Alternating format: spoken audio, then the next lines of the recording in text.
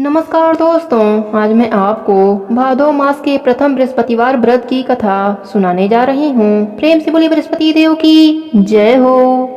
बहुत समय पहले की बात है। भारतवर्ष में एक राजा राज्य करता था। वह अति प्रतापी एवं दानी था। वह प्रतिदिन मंदिर में भागवत दर्शन करने जाता था और गुरु और ब्राह्मण की सेवा भी करता था। उसके द्वार से कोई भी याचक निराश नहीं लौटते। हर दिन गरीबों की मदद करता। परंतु यह सब बातें उसकी रानी को पसंद नहीं थी। वह न व्रत करती, न किसी को एक भी पैसा दान के रूप में देती थी। वह राजा को भी ऐसा करने से रोकती थी। यह उस समय की बात है जब राजा शिकार खेलने वन को चले गए थे। महल में सिर्फ रानी और दासी थीं। उस समय गुरु बृहस्पति साधु का रूप धारण कर राजा के दरवाजे पर भिक्षा मांगने आए। साधु ने रानी से भिक्षा मांगी तो वह कहने लगी, हे साधु महाराज, मैं इस दान पुण्य से तंग आ गई हूँ। इस काम के लिए मेरे पतिदेव ही बहुत काफी हैं। अब आप ऐसी कृपा करें कि यह सारा धन नष्ट हो जाए ताकि मैं आराम से रह सकूं। साधु का भेष धरे बृहस्पति देव ने कहा, हे देवी, तुम बड़ी विचित्र हो। संतान और धन से कोई भी दुखी नहीं होता, सभी चाहते हैं इसे। पापी भी पुत्र और धन की इच्छा करता है। अगर तुम्हारे पास धन बहुत है तो भूखे मनुष्यों को भोजन कराओ, ब्राह्मणों को दान दो, प्याऊ लगवाओ, धर्मशालाएं बनवाओ, कुआं, तालाब, बावड़ी, बाग बगीचे आदि बनवाओ तथा निर्धनों की कुंवारी कन्याओं का विवाह कराओ, साथ ही यज्ञ आदि करो। इस प्रकार के कर्मों से आपके कुल का एवं आपका नाम लोक परलोक में प्रसिद्ध होगा एवं तुम्हें स्वर्ग की प्राप्ति भी होगी। किंतु वह मूर्ख रानी साधु की इन बातों से खुश नहीं हुई। वह बोली, हे साधु महाराज, मुझे ऐसी संपत्ति की आवश्यकता नहीं जो मेरे काम न आए तथा जिसको मैं अन्य लोगों को दान दूं, जिसको रखने और संभालने में ही सारा समय नष्ट हो जाए। साधु ने रानी को समझाने का बहुत प्रयास किया, परंतु रानी अपनी बात पर अड़िग रही। तब साधु ने कहा, हे देवी, यदि तुम्हारी ऐसी इच्छा है तो मैं तुम्हें जैसा बताता हूँ तुम वैसा ही करना। बृहस्पतिवार के दिन गोबर से घर को लीपना, अपने केसों को पीली मिट्टी से धोना, केसों को धोते समय स्नान करना, राजा से कहना कि वह भी हजामत बनवाए, भोजन में मांस मदिरा खाना, कपड़े धोबी के यहाँ धुलने को देना। इस तरह 7 बृहस्पतिवार निरंतर करने से तुम्हारा सब धन नष्ट हो जाएगा। ऐसा कहकर साधु रूपी बृहस्पति देव अंतर ध्यान हो गए। रानी ने साधु के कहे अनुसार ही 7 बृहस्पतिवार वैसा ही करने का विचार किया। साधु के बताए अनुसार करते हुए उसे केवल 3 बृहस्पतिवार ही बीते थे कि उसकी समस्त धन संपत्ति नष्ट हो गई। भोजन के लिए परिवार तरसने लगा तथा सांसारिक भोगों से दुखी रहने लगा। इस प्रकार से अभावग्रस्त जीवन से तंग आकर एक बार राजा रानी से कहने लगा कि हे रानी, तुम यहाँ पर रहो, मैं दूसरे देश को जाता हूँ। क्योंकि यहाँ पर मुझे सभी मनुष्य जानते हैं, इसलिए मैं यहाँ कोई कार्य नहीं कर सकता। देश चोरी परदेश भीख के समान है। ऐसा कहकर राजा परदेश को चला गया। वहाँ जंगल से लकड़ी काट कर लाता और उन्हें शहर में बेचकर अपना जीवन यापन करने लगा। राजा के जाने के पश्चात इधर उसके बिना रानी और दासियां दुखी रहने लगीं। किसी दिन भोजन मिलता तो किसी दिन जल पीकर ही रहना पड़ता। एक समय रानी और दासियों को 7 दिन बिना भोजन के व्यतीत हो गए तो रानी अपनी दासी से बोली, हे दासी, यहाँ पास ही के नगर में मेरी बहन रहती है जो बहुत धनवान है, तो उसके पास जा और वहाँ से 5 सेर बेझर मांग कर ला, जिससे कुछ समय के लिए गुजर बसर हो जाएगी। दासी उसकी बहन के पास गई। बृहस्पतिवार का दिन था। रानी की बहन उस समय ध्यान मग्न होकर पूजा कर रही थी। दासी ने रानी की बहन से कहा, हे रानी, मुझे आपके पास आपकी बहन ने भेजा है, मुझे 5 सेर बेझर दे दो। दासी ने अपनी बात अनेक बार कही, परंतु रानी की बहन ने कोई उत्तर नहीं दिया, क्योंकि वह उस समय बृहस्पतिवार की कथा सुन रही थी। रानी की बहन से जब दासी को कोई उत्तर नहीं मिला तो वह अति दुखी हुई। उसे क्रोध भी बहुत आया। लौटकर वह रानी से बोली, हे रानी, आपकी बहन बहुत धनी स्त्री है, परंतु वह बहुत घमंडी भी है। वह छोटे लोगों से बात भी नहीं करती। 5 सेर बेझर देने के लिए मैंने उससे बहुत कहा, परंतु उसने कोई उत्तर नहीं दिया।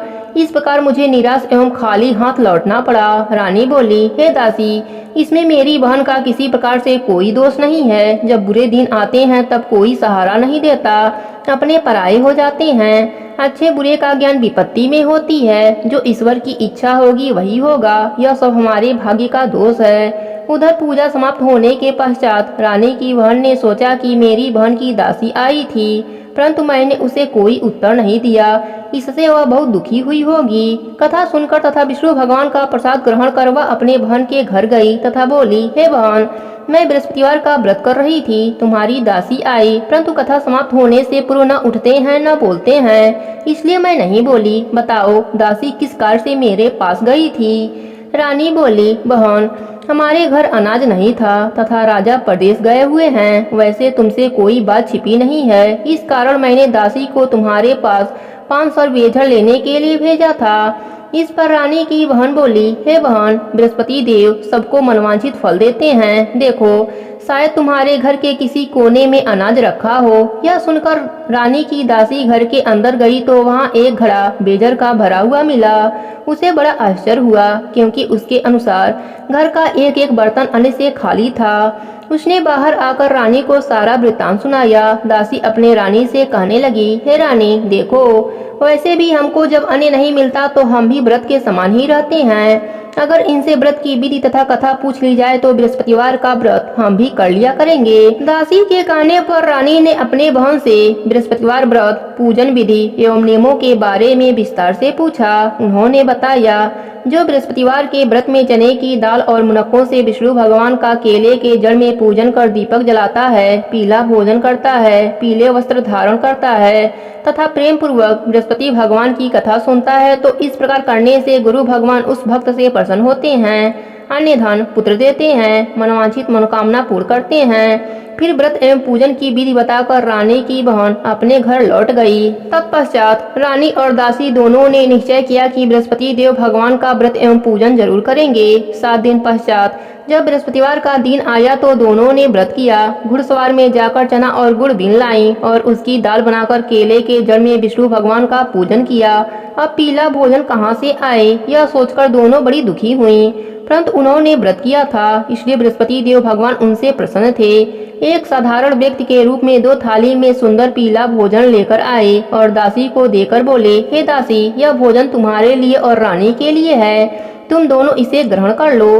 दासी भोजन पाकर अति प्रसन्न हुई और रानी से बोली, हे रानी, भोजन कर लो। रानी को भोजन के विषय में कुछ नहीं पता था, इसलिए वह दासी से बोली, जा तू ही भोजन कर ले, क्योंकि तू व्यर्थ ही हमारी हंसी उड़ाती है। दासी बोली, हे रानी, एक व्यक्ति भोजन देकर गया है। रानी बोली, वह भोजन तेरे लिए देकर गया होगा, इसलिए तू ही भोजन कर। दासी ने कहा, हे रानी, वह व्यक्ति हम दोनों के लिए 2 थाली में सुंदर भोजन देकर गया है, अतः मैं और आप दोनों ही साथ साथ भोजन करेंगे।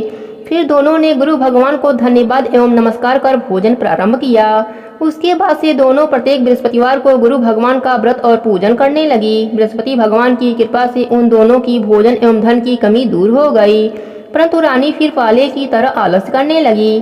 तब दासी ने कहा, हे रानी, आप पहले भी इसी प्रकार आलस करती थीं। आपको धन संभालने एवं दान देने में कष्ट होता था, इसी कारण सभी धन नष्ट हो गए और हमारी ऐसी दुर्दशा हो गई।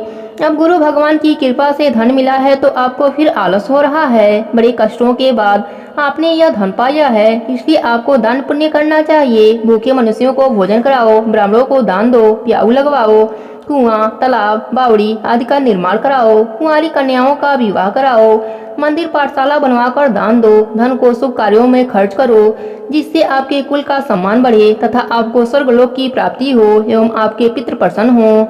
दासी की बात मानकर रानी ने इसी प्रकार के कर्म करने प्रारंभ कर दिए। इस प्रकार करने से उसका काफी यश फैलने लगा। कुछ दिनों के बाद एक दिन रानी और दासी आपस में विचार करने लगी कि न जाने राजा किस दशा में होंगे, उनकी कोई खोज खबर नहीं है। रानी राजा की खबर न पाकर उदास रहने लगी। गुरु भगवान से उन्होंने प्रार्थना की और भगवान ने रात्रि में राजा को सपने में दर्शन देकर कहा, हे राजा, उठ, तेरी रानी तुझको याद करती है, अब अपने देश को लौट जा। राजा प्रातः काल उठा। वह सोचने लगा कि मैं किस प्रकार रानी के पास खाली हाथ जाऊंगा। मेरे पास तो कुछ भी नहीं, स्त्री जात खाने और पहनने के ही साथी होती हैं। पर प्रभु की आज्ञा मानकर वह अपने नगर को चलने को तैयार हुआ। परदेश में राजा बहुत दुखी रहने लगा। प्रतिदिन जंगल से लकड़ी बीन कर लाता और उसे शहर में बेचकर अपने दुखी जीवन को बड़ी कठिनाइयों से व्यतीत करता था। एक दिन राजा दुखी होकर अपने पुराने दिनों को याद करके रोने लगा। उस जंगल में बृहस्पति देव एक साधु का रूप धरकर आए और राजा से बोले, हे लकड़िहारे, तुम इस बिरियान जंगल में किस चिंता में बैठे हो, मुझे बताओ। यह सुनकर राजा की आंखों में आंसू आ गए और वह साधु को प्रणाम कर बोला, हे प्रभु, आप सब कुछ जानने वाले हैं। इतना कहकर राजा ने साधु को अपनी समस्त व्यथा सुना दी।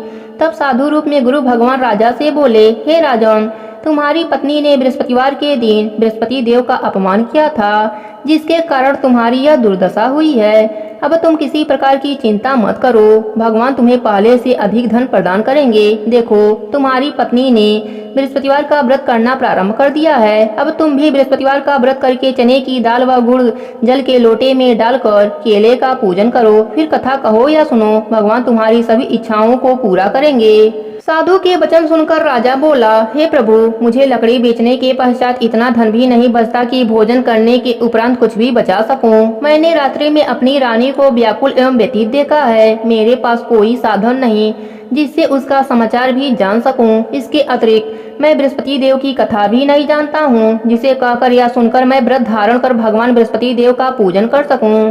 साधु ने कहा, हे राजा, तुम किसी बात की चिंता मत करो। बृहस्पतिवार के दिन तुम नित्य की भांत लकड़ियाँ लेकर शहर में जाओ। तुम्हें रोज से दुगुना धन प्राप्त होगा, जिससे तुम भली भांत भोजन कर लोगे तथा गुड़ एवं चने का प्रसाद खरीद कर बृहस्पति देव का पूजन भी कर सकते हो। बृहस्पतिवार की कहानी इस प्रकार है।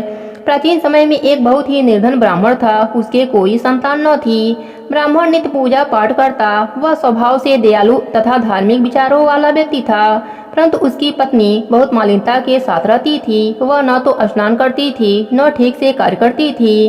अपनी पत्नी की ऐसी आदत के कारण ब्राह्मण देवता बहुत ही दुखी रहते थे। वह अपने पत्नी को बहुत समझाते, किंतु उसका कोई परिणाम न निकलता। भगवान की कृपा से ब्राह्मण की स्त्री के कन्या उत्पन्न हुई। वह कन्या ब्राह्मण के घर में बड़ी होने लगी। वह बालिका प्रातः काल ही स्नान करके भगवान विष्णु का जप करती, बृहस्पतिवार का व्रत भी करने लगी। पूजा पाठ समाप्त कर पाठशाला जाती तो अपनी मुट्ठी में जौ भर कर ले जाती और पाठशाला जाने के रास्ते में डालती जाती। भगवान बृहस्पति देव की कृपा से वही जौ सोने के हो जाते तो लौटते समय उनको बीनकर घर ले आती। एक दिन वह बालिका सूप में उन सोने के जौ को फटक कर साफ कर रही थी। तब उसकी माँ ने उसे कहा, अरे बेटी, सोने के जौ को फटकने के लिए सूप भी सोने के होने चाहिए। दूसरे दिन बृहस्पतिवार का दिन था। कन्या ने व्रत रखा और भगवान बृहस्पति देव से प्रार्थना करने लगी, हे प्रभु, यदि मैंने सच्चे मन से श्रद्धा पूर्वक आपका पूजन एवं व्रत किया हो तो कृपया मुझे सोने का सूप दे दीजिए। बृहस्पति देव ने उसकी प्रार्थना स्वीकार कर लिया। नित्य की भांति वह कन्या जौ फैलाती हुई पाठशाला चली गई। पाठशाला से लौटकर जब वह जौ बीन रही थी तो बृहस्पति भगवान की कृपा से उसे सोने का सूप प्राप्त हुआ। उस सोने के सूप को वह घर ले आई और उससे जौ साफ करने लगी, परंतु उसकी माँ का आचरण वैसा ही रहा। एक दिन वह कन्या सोने के सूप में जौ फटक रही थी। उसी समय अचानक उस नगर का राजकुमार वहां से होकर निकला।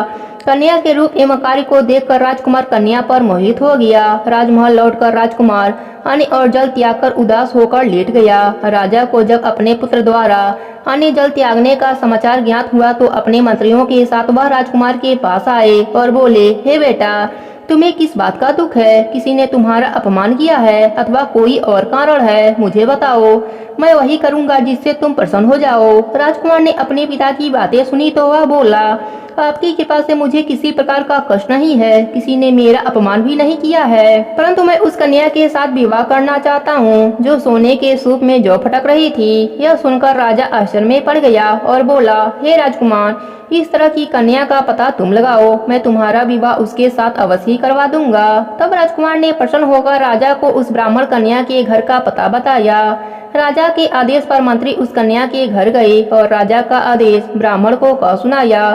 कुछ ही दिन बाद ब्राह्मण कन्या का विवाह राजकुमार के साथ हो गया। घर से कन्या के विदा होते ही उस ब्राह्मण के घर में पहले की ही तरह निर्धनता वास करने लगी। अब भोजन के लिए अनाज भी बड़ी मुश्किल से मिलता था। एक दिन दुखी होकर ब्राह्मण देवता अपने बेटी से मिलने गए। बेटी पिता की ऐसी अवस्था को देखकर अत्यंत दुखी हुई और अपने माँ का समाचार पूछा। ब्राह्मण ने पुत्री को सभी हाल कह सुनाया। पुत्री ने अपने पिता को बहुत सा धन देकर विदा कर दिया। इस प्रकार ब्राह्मण का कुछ समय सुखपूर्वक व्यतीत हुआ, लेकिन धन समाप्त होने के बाद स्थिति पहले की तरह हो गई। ब्राह्मण फिर अपने पुत्री के यहाँ गया और उससे सभी हाल कह सुनाया। पुत्री बोली, हे पिताजी, आप अपने साथ माताजी को यहाँ लाओ, मैं उन्हें यह विधि बता दूंगी जिससे दरिद्रता दूर हो जाए। ब्राह्मण देवता अपने पत्नी को साथ लेकर राजमहल अपने पुत्री के पास पहुँचे तो पुत्री अपने माँ को समझाने लगी, हे माँ, तुम सुबह उठकर सर्वप्रथम स्नान आदि करके भगवान विष्णु का पूजन किया करो तो सब निर्धनता दूर हो जाएगी। परंतु उसकी माँ ने उसकी एक न मानी। वह सुबह उठकर सर्वप्रथम अपने पुत्री का बचा हुआ जूठन खा लेती थी। एक दिन उसकी बेटी को अपने माँ पर बहुत गुस्सा आया। उसने एक रात एक कोठरी से सारा सामान निकलवाकर अपने माँ को उसमें बंद कर दिया। प्रातः कोठरी से अपने माँ को निकालकर तथा स्नान आदि करा के पूजा पाठ करवाया तो उसकी माँ की बुद्धि ठीक हो गई। इसके बाद वह प्रतिदिन पूजा पाठ करती और प्रत्येक बृहस्पतिवार को व्रत भी रखने लगी। इस व्रत के प्रभाव से उसकी माँ भी अत्यंत धनवान तथा पुत्रवती हो गई और वह बृहस्पति देवता की कृपा से वृद्ध अवस्था में मृत्यु को प्राप्त कर स्वर्गलोक को गई। वह ब्राह्मण भी सुख पूर्वक इस लोक का सुख भोग कर स्वर्गलोक को प्राप्त हुआ। इस प्रकार कहानी कहकर साधु देवता वहां से अंतर ध्यान हो गए। धीरे धीरे समय बीत गया तथा बृहस्पतिवार का दिन आ गया। लकड़ीहारा रूपी राजा जंगल से लकड़ी काटकर किसी शहर में बेचने गया। आज उसे और दिनों से अधिक धन मिला। राजा ने चना गुड़ आदि लाकर भगवान विष्णु का पूजन किया तथा बृहस्पतिवार की व्रत किया। उस दिन से उसके सभी कष्ट दूर हो गए, परंतु अगले बृहस्पतिवार को वह व्रत करना भूल गया। इस कारण बृहस्पति भगवान उससे रुष्ट हो गए। उस दिन उस नगर के राजा ने विशाल यज्ञ का आयोजन किया तथा अपने समस्त राज्य में घोषणा करवा दी कि कोई भी मनुष्य अपने घर में भोजन न बनाए न आग जलाए। सब लोग मेरे यहाँ भोजन करने आए। इस आज्ञा को जो नहीं मानेगा उसको सूली पर लटका दिया जाएगा। राजा की आज्ञा अनुसार राज्य के सभी निवासी राजा के भोज में सम्मिलित होने गए, परंतु लकड़ीहारा कुछ विलंब से पहुंचा, इसलिए राजा उसको भोजन कराने अपने साथ महल में ले गए। जब राजा लकड़ीहारे को भोजन करा रहे थे तो रानी की दृष्टि उस खूंटी पर पड़ी जिस पर उसका नौलखा हार टंगा हुआ था। उसे हार खूंटी पर लटका नहीं दिखाई दिया। रानी को निश्चय हो गया कि मेरा हार इस लकड़ीहारे ने चुरा लिया है। उसी समय रानी की जिद पर राजा ने सैनिक बुलाकर लकड़ीहारे को जेल में डलवा दिया। जेल खाने में बंद हुआ लकड़ीहारा बहुत दुखी होकर विचार करने लगा कि न जाने कौन से पूर्व जन्म के कुकर्म से मुझे यह दुख प्राप्त हुआ है। जेल में बंद लकड़ीहारा भगवान बृहस्पति देव को याद करने लगा। तत्काल बृहस्पति देव साधु के रूप में प्रकट हो गए और उसकी दशा देखकर कहने लगे, अरे मूर्ख, तू बृहस्पतिवार को बृहस्पति देव की कथा करना एवं व्रत करना भूल गया, इसी कारण तुझे दुख प्राप्त हुआ है। अब किसी प्रकार की चिंता मत करना। बृहस्पतिवार के दिन जेल खाने के दरवाजे पर तुझे 4 पैसे पड़े मिलेंगे। तू उन पैसों से प्रसाद मंगाना। भगवान बृहस्पति देव का पूजन एवं कथा कहना, कथा का प्रसाद स्वयं भी ग्रहण करना तथा दूसरों को भी खिलाना। इस प्रकार करने से तुम्हारे सभी कष्ट दूर हो जाएंगे। अगले बृहस्पतिवार राजा को जेल के द्वार पर 4 पैसे पड़े मिले। राजा ने पूजा का सामान मंगाकर कथा कही और प्रसाद बांटा। उसी रात बृहस्पति देव ने उस नगर के राजा को सपने में दर्शन देकर कहा, हे राजा, तूने जिस आदमी को जेल खाने में बंद रखा है वह निर्दोष है, वह राजा है, उसे छोड़ दो। रानी का नवलखा हार उसी खूंटी पर टंगा हुआ है। अगर तू ऐसा नहीं करेगा तो मैं तेरे को नष्ट कर दूंगा। राजा सुबह उठा और खूंटी पर हार टंगा देखकर लकड़ीहारे को बुलाकर उससे क्षमा याचना की तथा राजा के योग्य सुंदर वस्त्र आभूषण भेंट कर उसे विदा किया। बृहस्पति देव की आज्ञा अनुसार राजा अपने नगर को चल दिया। जब वह नगर के निकट पहुंचा तो उसे बहुत आश्चर्य हुआ। वहां पहले से अधिक तालाब, बाग और कुएं तथा बहुत सी धर्मशालाएं, मंदिर आदि बने हुए थे। राजा ने जब नगरवासियों से पूछा कि यह बाग, तालाब, धर्मशालाएं एवं कुएं किसके द्वारा बनवाए गए हैं, तब नगर के सब लोग कहने लगे कि यह सब रानी और दासी द्वारा बनवाए गए हैं। राजा को बहुत आश्चर्य हुआ, परंतु क्रोध भी बहुत आया। जब रानी ने यह खबर सुना कि राजा आ रहे हैं तो उसने दासी से कहा कि हे दासी, देख, राजा हमें अति दीन अवस्था में छोड़ गए थे। वह हमारी ऐसी हालत देखकर कहीं द्वार से ही न लौट जाएं, इसलिए तू जा, द्वार पर खड़ी हो जा। रानी की आज्ञा अनुसार दासी दरवाजे पर खड़ी हो गई। जब राजा आए तो उन्हें अपने साथ महल में लिवा आई। तब राजा ने क्रोध करके अपनी तलवार निकाली तथा रानी से पूछा, बताओ, इतना धन तुम्हें किस प्रकार प्राप्त हुआ है? तब रानी ने बताया कि हमें यह सब धन बृहस्पति देव के व्रत के प्रभाव से प्राप्त हुआ है। अब राजा ने निश्चय किया कि 7 दिन बाद तो सभी बृहस्पति देव का पूजन करते हैं, परंतु मैं प्रतिदिन दिन में 3 बार कथा कहा करूंगा तथा नित्य व्रत किया करूंगा। अब हर समय राजा के दुपट्टे में चने की दाल बधी रहती तथा दिन में 3 बार कथा कहता। ऐसे ही एक दिन राजा ने विचार किया कि चलो अपने बहन के यहाँ हो आऊं। ऐसा निश्चय कर राजा घोड़े पर सवार होकर अपने बहन के यहाँ चल दिया। मार्ग में उसने देखा कि कुछ आदमी एक मुर्दे को ले जा रहे हैं। उन्हें रोककर वह कहने लगा, अरे भाइयों, कुछ देर मेरी बृहस्पति देव की कथा सुन लो। वे बोले, लो, हमारा तो आदमी मर गया है, इसकी अपनी कथा की पड़ी है। परंतु कुछ आदमी बोले, अच्छा कहो, हम तुम्हारी कथा भी सुनेंगे। राजा ने दाल निकाली और कथा करनी शुरू कर दी। जब कथा आधी हो गई तो मुर्दा हिलने लगा और जब कथा समाप्त हुई तो राम राम करके वह मुर्दा उठ बैठा। राजा आगे चला। उसे चलते चलते शाम हो गई। आगे मार्ग में उसे एक किसान खेत में हल चलाता हुआ मिला। राजा उससे बोला, अरे भैया, तुम मेरी बृहस्पतिवार की कथा सुन लो। किसान बोला, जब तक तेरी कथा सुनूंगा तब तक 4 हरैया जोत लूंगा। जाओ भैया, अपनी कथा किसी और को सुनाना। राजा आगे चलने लगा। राजा के हटते ही किसान के बैल पछाड़ खाकर गिर गए और किसान के पेट में बहुत तेज दर्द होने लगा। उसी समय किसान की माँ रोटी लेकर आई। उसने जब यह देखा तो अपने पुत्र से सारा हाल पूछा। बेटे ने सारा हाल बता दिया। किसान की माँ दौड़ी दौड़ी घोड़े पर सवार राजा के पास गई और उससे बोली, मैं तेरी कथा सुनूंगी, तू अपनी कथा मेरे खेत पर ही चलकर कहना। राजा ने लौटकर किसान के खेत पर जाकर कथा कही, जिसे सुनते ही बैल खड़े हो गए तथा किसान का पेट का दर्द भी बंद हो गया। और फिर राजा अपने बहन के घर पहुंचा। बहन ने भाई की खूब आवभगत की। दूसरे दिन सुबह राजा जगा तो उसने देखा कि सब लोग भोजन कर रहे हैं। राजा ने अपने बहन से पूछा कि ऐसा कोई मनुष्य नहीं है जिसने भोजन न किया हो, जो मेरी बृहस्पतिवार की कथा का श्रवण कर ले। तो बहन बोली, हे भैया, यह देश ऐसा ही है। यहाँ के लोग पहले भोजन करते हैं, बाद में कोई अन्य काम करते हैं। अगर पड़ोस में कोई हो तो देख आती हूँ। ऐसा कहकर बहन चली गई, परंतु उसे कोई भी ऐसा व्यक्ति नहीं मिला जिसने भोजन न किया हो। वह एक कुम्हार के घर गई जिसका लड़का बीमार था। उसे अभी पता चला कि उसके यहाँ 3 दिन से किसी ने भोजन नहीं किया है। राजा की बहन ने अपने भाई की कथा सुनने के लिए कुम्हार से आग्रह किया तो वह तैयार हो गए। राजा ने जाकर बृहस्पतिवार की कथा कही, जिसको सुनकर कुम्हार का लड़का ठीक हो गया। अब तो राजा की हर ओर प्रशंसा होने लगी। कुछ दिन बाद एक दिन राजा ने अपने बहन से कहा, हे बहन, मैं अपने नगर को जाऊंगा, तुम भी तैयार हो जाओ। राजा की बहन ने अपने सास से अपने भाई के साथ जाने की आज्ञा मांगी। सास बोली, चली जा, परंतु अपने लड़कों को यही छोड़ जाना, क्योंकि तेरे भाई के कोई संतान नहीं है। बहन ने भाई से कहा, हे भैया, मैं तो चलूंगी, परंतु कोई बालक नहीं जाएंगे। राजा ने कहा, जब कोई बालक साथ नहीं चलेगा तब तुम क्या करोगी? दुखी मन से राजा अपने नगर को लौट आया। राजा अपनी रानी से बोला, हम निर्वंशी हैं, हमारा मुंह देखना भी धर्म नहीं है। वह उदास होकर बिना भोजन किए सैया पर लेट गया। रानी बोली, हे प्रभु, भगवान बृहस्पति देव ने हमें सब कुछ दिया है, वे हमें संतान भी अवश्य देंगे। उसी रात बृहस्पति देव ने राजा को सपने में दर्शन देकर कहा, हे राजा, उठ, सभी सोच त्याग दे, तेरी रानी गर्भवती है। राजा को यह जानकर अति प्रशंसा हुई। 9वें महीने रानी के गर्भ से एक सुंदर पुत्र रूपी रत्न पैदा हुआ। तब राजा बोला, हे रानी, स्त्री बिना भोजन के रह सकती है, परंतु बिना कहे नहीं रह सकती। जब मेरी बहन आए तो तुम उससे कुछ मत कहना। रानी ने हाँ कह दिया। और जब राजा की बहन ने यह शुभ समाचार सुना तो वह अति प्रसन्न हुई तथा बधाई लेकर अपने भाई के यहाँ आई।